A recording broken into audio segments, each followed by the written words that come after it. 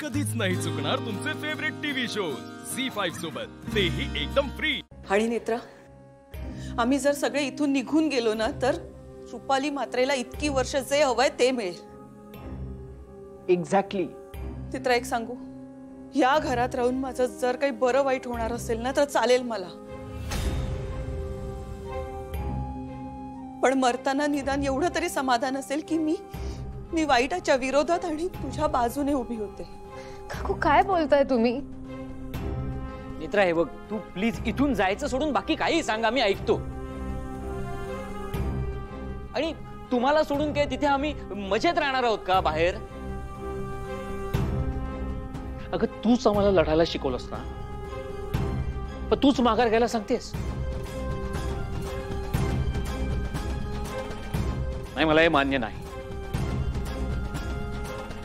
जे काय व्हायचं ना ते होऊन जाऊ दे, इथून कोणीही हलणार नाही।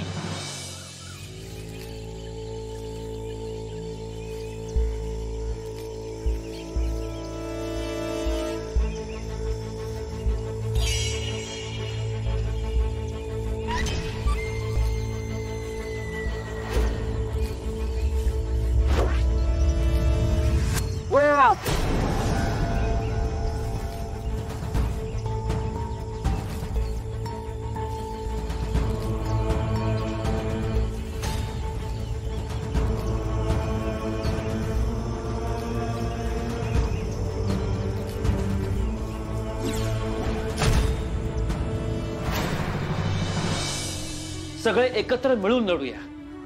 येस। आत्या, तुम्ही तरी समजावा ना त्यांना। काय समजू? मला कौतुक वाटते सगळ्यांचं।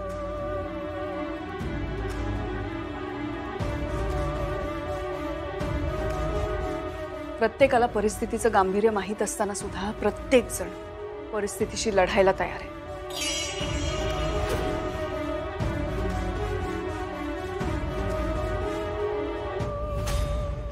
पण मला तुझी काळजी कळतीये, पण सगळ्यांना आपल्यापासून लांब पाठवायचं हा तुझा निर्णय मला मान्य नाही। आपल्यापासून लांब गेल्यानंतर जर कोणाला काही झालं तर आपण काय करणार? इथे निदान सगळेजण आपल्या डोळ्यांसमोर असतील, आणि आपण दोघी इथे असताना आपल्या घरातल्यांना विरोचक काही करण्याआधी 100 वेळा विचार करेल। आणखीन एक गोष्ट, तो विरोचक आहे। जगाच्या कुठल्याही कोपऱ्यात जाऊन तो कोणालाही काहीही करू शकेल। करेक्ट आहे। हे बघ, आतापर्यंत जेव्हा जेव्हा माझ्या जीवावर बेतले तेव्हा तेव्हा तू मला वाचवलंस। की काकू, फाल्गुनी, आमच्यापैकी कोणावरही संकट आलंय तेव्हा तेव्हा तू मदतीला धावून आलीस।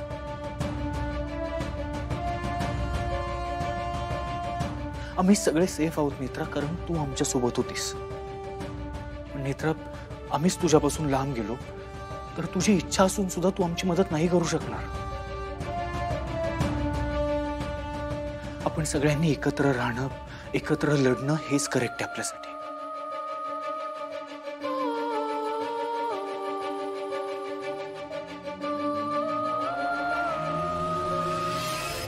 झी5 ॲप डाउनलोड करा आणि पहा सर्व एपिसोड्स एकदम फ्री।